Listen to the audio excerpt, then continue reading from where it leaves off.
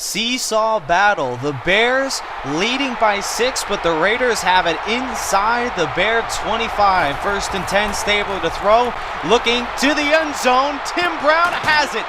Touchdown, Oakland Raiders. Stabler to Brown, 23 yards. Touchdown, Raiders. And Tim Brown finally does what they've been trying to get him to do all day, and that's blow the top off the defense. He gets by the cornerback. The safety is not where he needs to be. They try and close in on him to make him drop the ball, but Tim Brown doesn't drop passes here. As you see, he gets in the end zone, tying the game up, and pending an extra point, the Raiders will reclaim the lead. Boy, how has the offenses that have been so quiet all game have really come alive as of late? Heading into the 4th quarter, the score was 6-0. Where have the defenses been in the last 7 minutes?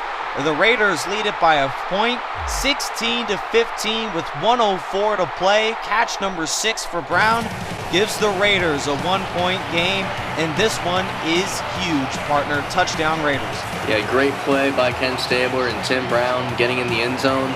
But you have to think, with a minute left and 3 timeouts, did they give Chicago too much time left on the board, as a field goal could take the lead and win it for them, depending on how much time they take off the clock. We'll see how the Raiders' defense performs in crunch time. And both teams have all 3 timeouts. In the Dream Bowl 1, it came down to this kind of situation, and Jim McMahon had the reins at quarterback. Now it's Sid Luckman, the heir apparent to McMahon, and it'll be Gale Sayers. They'll try to get him good field position. Maybe an electric return might spark things for the Bears. Sayers takes it from way deep in his end zone, won't even have a chance. He'll take a knee and give Luckman a deep field. 80 yards to go for a touchdown and about 50 or so yards for a tie. Gould gets warmed up here on the sideline. A touchdown or a field goal wins it for the Bears. Yeah, Robbie Gould, former Penn State University kicker, very accurate. As you see, his career long is 54 yards, so they only need a handful of yards to get him in what is his range. We'll see if the Bears can do it here. Luckman, 1st and 10. Raiders bring the heat pass to the left side. There's Johnny Knox again, but they call him out of bounds. I agree with that call. That one will lead to a 2nd and 10, incomplete. Seems to be a lot of calls that are testing the referees here as they try and get him out, and I agree with you and the referees on that one, Nick. It does look like he was out of bounds. Johnny Knox trying to keep his Cinderella story going with production in this game. Not on that play, though. Luckman, 209 yards, 2 touchdowns and a pick. He'll take it from the 20-yard line, 2nd and 10, back to throw. Luckman looking, has time, he heaves it deep, he has a man, but is overthrown. Johnny Morris, the intended receiver. Luckman had a touchdown, and he led him too far. I think everyone in this stadium's heart just skipped a beat, or maybe 47 for Morris's number, and that's just a killer there. The safety isn't there. He blows by him. This is 6 points. This is what 6 points looks like if you look it up in the dictionary, and he just overthrows him. That hurts for your Chicago fan.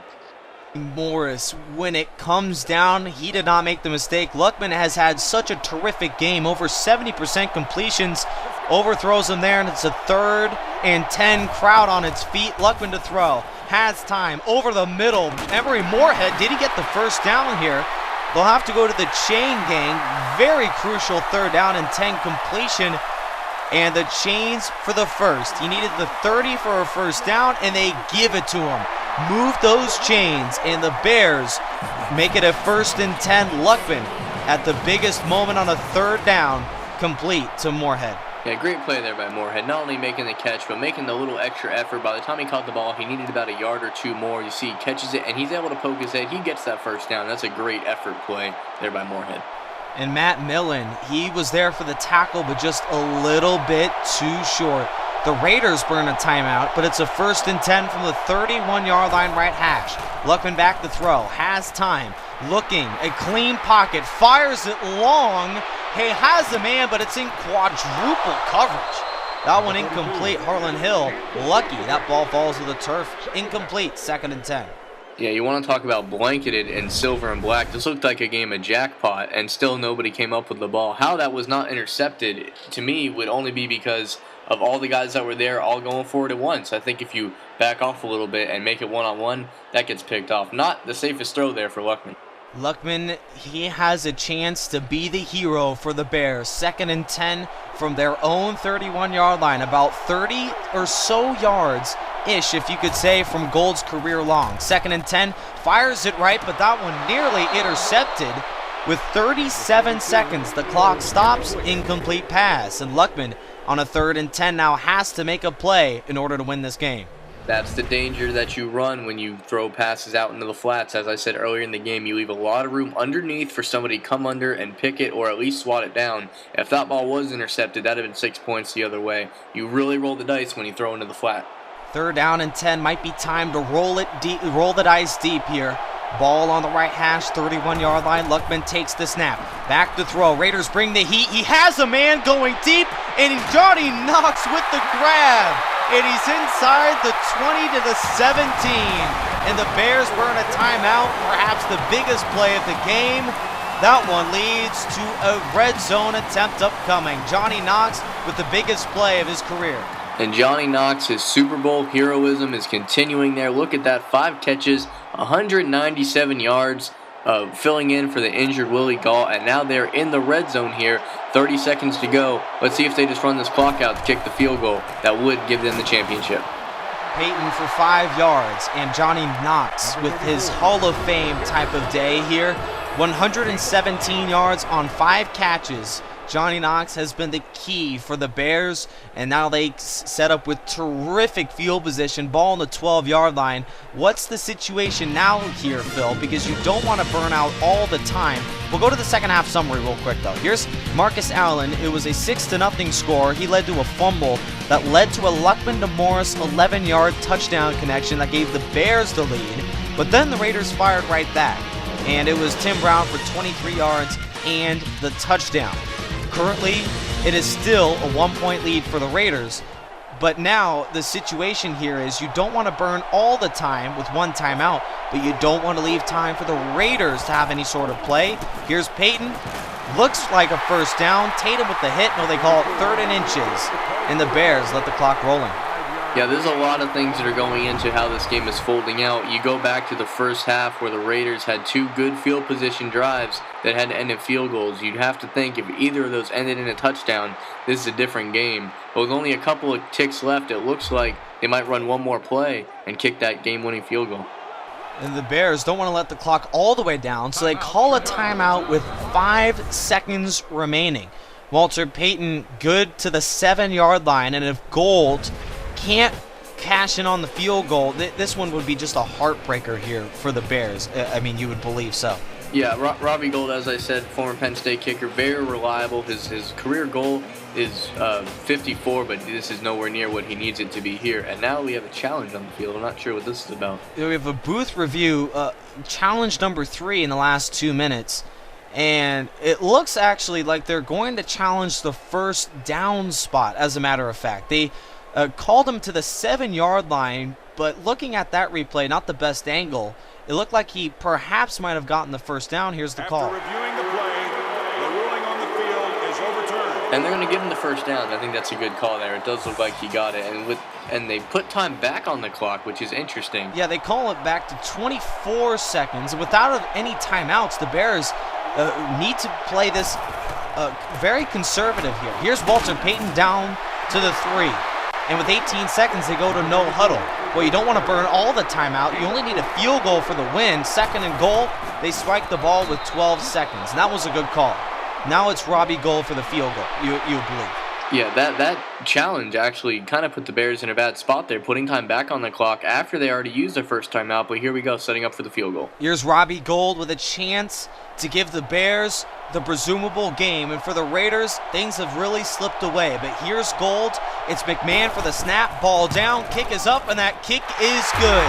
With 9 seconds remaining, presumably it looks like the Raiders might have just lost this one. And the Bears look to have won the game. 18-16 score with 9 seconds remaining. Yeah, Robbie Gould off of his foot into the heart of every Chicago fan out there. Kicks it right through the uprights, and depending an electrifying return, you might just see the Monsters of the Midway hoist that trophy.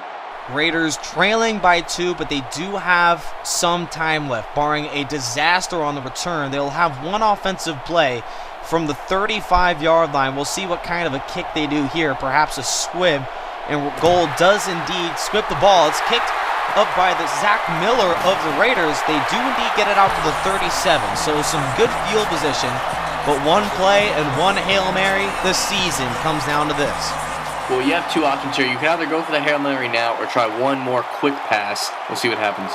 First down and 10, Stabler looking for the big play. 2-1, barring a penalty, this is it. Pass looking to the end zone. That one incomplete. The Bears have won the Dream Bowl 2 in impressive fashion. 18-16. The Bears pull it out and are Dream Bowl 2 champions. Well, 1 year later and a different result. This time it's the Bears getting the better of the Oakland Raiders. What a game, back and forth. You had turnovers, you had touchdown passes, you had big hits, you had injuries, you had guys step up to become Super Bowl heroes. You had everything you could want in this game. What a game. Raiders and Bears both played. A great opportunity for both of them, but when it came down to it, the Bears just had a little bit more. The big play to Johnny Knox really helped create some sort of a hope for this Bears team that inside their own 30 looked to not have a chance. They missed a wide open touchdown grab presumably for Johnny Morris, but they hook up Luckman to Knox, and you would believe that Johnny Knox, with perhaps the biggest play of his career, is awarded the player of the game. Here's Luckman really happy after what seems to be a lifelong dream accomplished. They are the greatest franchise. That is the Bears, and it's Sid Luckman for the player of the game. Yeah, Sid Luckman, after the turnover early, we didn't know what to expect from him, but he definitely pulled it out in the end. He was a leader. He played like a champion point blank, and he deserves that award. Welcome to the Dream Bowl 2 post-game show with Nick Rice and Phil Nunziata. The Raiders falling short over the Bears, 18-16 your final score. We saw defenses, we saw touchdowns, and Sid Luckman pulled it through in the end. 18 of 27, 272, 2 TDs and a pick. He's awarded today's player of the game. And the highlights really help show just how dramatic of a game this was. Bears and Raiders, it came down to the wire. From the very first play, we saw just the kind of tone that these defenses showed. After a 12-yard completion to Morris, an interception by Mike Haynes really helped change things for the Raiders, but it didn't lead to a touchdown, only field goals on the board. Yeah, you look back on it, this kind of decided the game here. They got off to a good start. They got the interception on the opening drive there. Mike Haynes doing a great job of covering his receiver in the middle and jumping right at the right time. But really the issue was that they had to settle for field goals after a 3rd and 12 went disastrous as they fumbled the football here and Bo Jackson was able to pick it up. But you got to look back on this drive to see if they got a touchdown, how things would have been different. And Leckler with the punt following a 3-0 score. And the Bears really coughed up an opportunity here as well. Hester with a terrific return, the biggest punt return of the day, but here's John Otto for the recovery. Turnover number 2 for the Bears, but yet again, only a field goal on the board. And here's Allen to start up the 3rd quarter drive for the Raiders that ended with a turnover. Key offensive drives. Here's the Allen fumble that led to no points on the board.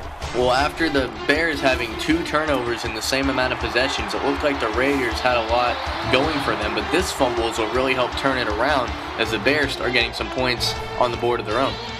And it wasn't until the Galt injury that we even saw a guy like Johnny Knox make plays, and that really started up the offense as well. Morris with an 11-yard touchdown connection. Bears take the lead 7-6.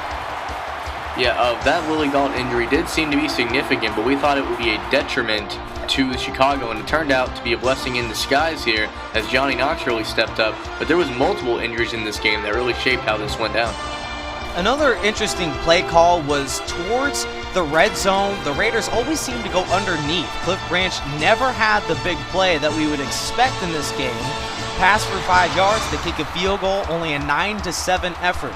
3 scores for the Raiders, 1 score for the Bears, but Chicago only trails by 2. And here's Johnny Knox yet again, 23 yards and a first, 2nd and 6, right after the 2-minute warning.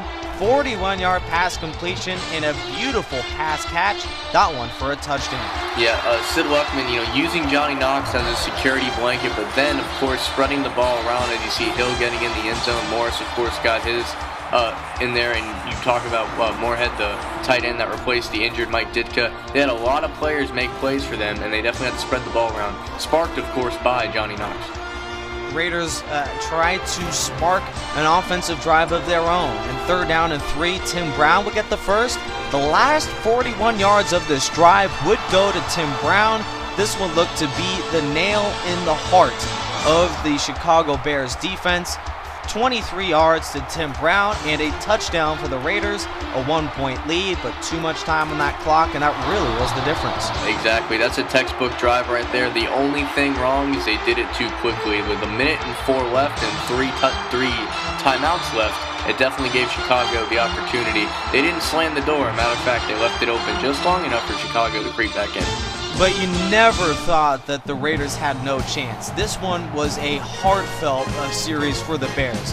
A 1st and 10 incomplete pass. He just overthrew him on 2nd and 10. But outside of that, the Raiders defensively really playing these receivers well.